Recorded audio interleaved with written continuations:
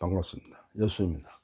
오늘은 그 전주채시 원시조론의 뒷부분으로서 그 윤경부에서 원시조론을 어떻게 다루고 있는지 그 세부적인 내용을 분석해 보도록 하겠습니다. 최원희를 원시조로 삼았는데 그 원시조론을 보면은 1567년에 전주에서 윤경보를 발행했는데요. 최원희를 원시조로 기록했어요. 그래가지고 문열공개 족보는 윤경부에서 시작됐기 때문에 문열공개 가문에서는 최원희가 원시조라는 그 원시조론을 정설화라는 건 그 정설로 다 믿고 있는 건 아니지만 정설화되어 있다 이렇게 말할 수 있어요. 그럼 문열공개 전치조시 세계가 어떻게 생겼는지 한번 보겠습니다.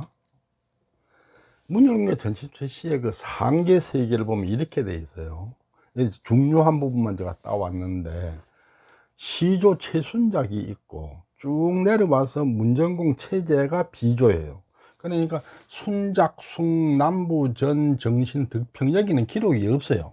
이름만 있는 거죠. 왜냐 문전공 체제 2분의 그 비석에 적혀 있는 걸 가지고 이걸 만들었기 때문에 더 이상의 기록은 없는 거죠. 그리고 이제 윤경보를 최홍한 2분이 지었어요.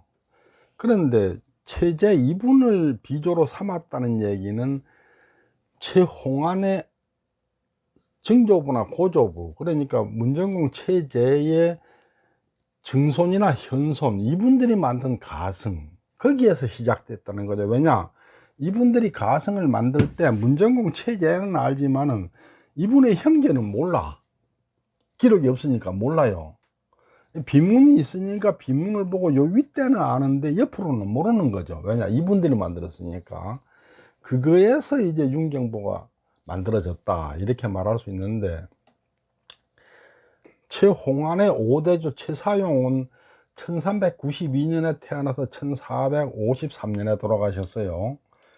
그리고 최홍안 이분의 아버지 최서리는 1521년 중종 16년에 신사별시 병과 3위로 급제한 분이에요. 문열공개 족보는 세조에서 연산 사이 아마 이 무렵에 만들었을 걸로 추정되는 가승에서 시작이 됐어요. 조선 초에 만들어진 월당공 가승보다는 대략 한 50년에서 100년 정도 늦게 만들어졌다 이렇게 말할 수 있는데, 이 월당공 가승은 문성공의 강희보의 원전이 되는 가승이죠. 근데 이거보다 한 50에서 100년은 빠르다 이렇게 말할 수 있어요. 근데 윤경보는 강희보보다 한 100년 정도 먼저 나왔어요. 근데 왜 그랬냐 하면은 임진왜란 영향으로 문성공개 족보가 실전됐어요. 이게 뭐냐면은 임진왜란 직전에 전주에서 발행했는데, 이걸 어떻게 할 수 있느냐, 강희보를 놓고 이리 분석을 해보면은 그 세 개의 나누어짐이 이때 족보를 만들었다는 걸 알 수 있어요. 아마도 이 윤경보를 만드는 것에 영향을 받았을 걸로 보이죠.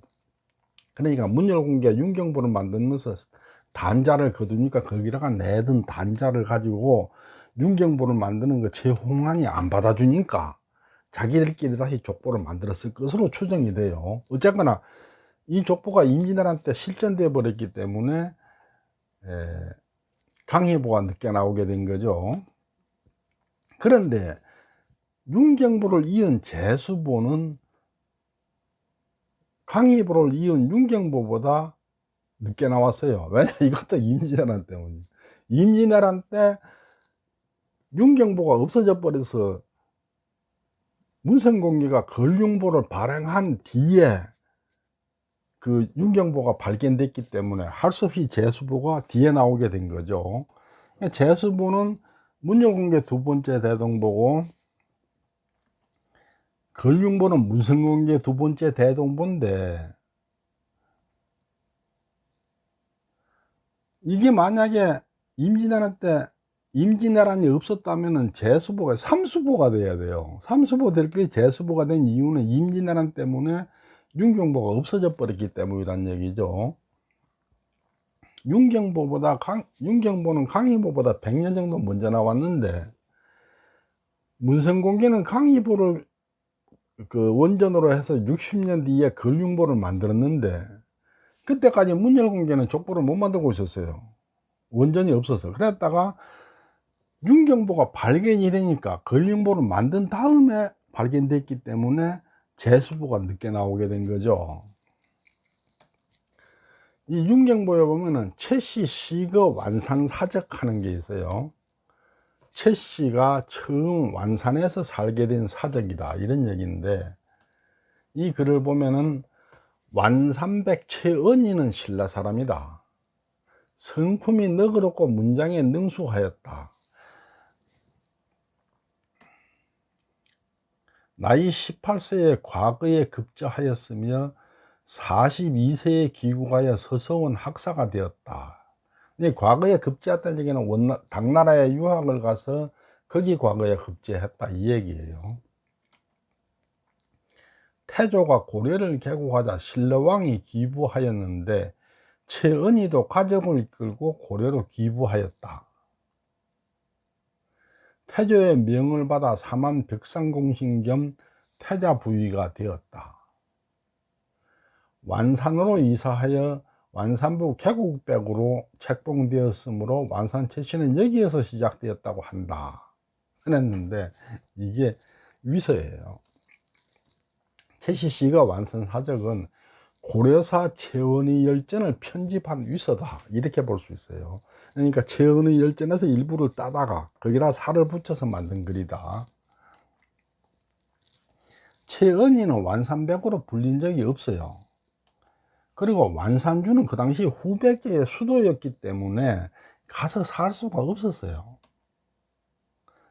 최은희는 완산에서 사는 게 불가능했어요. 결국은 완산에서 살 수 없는 사람을 가서 살았다고 거짓으로 적었으니까 위서다, 이렇게 말할 수 있는 거죠. 이상 전주최씨 원시조론을 끝냈습니다.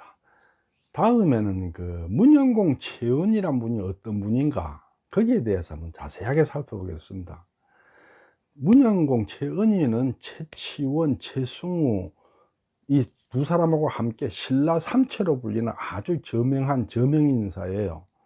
그럼 이제 다음번에는 그 문영공 최은희가 어떤 분인가에 대해서 한번 살펴보도록 하겠습니다. 경청해 주셔서 감사합니다.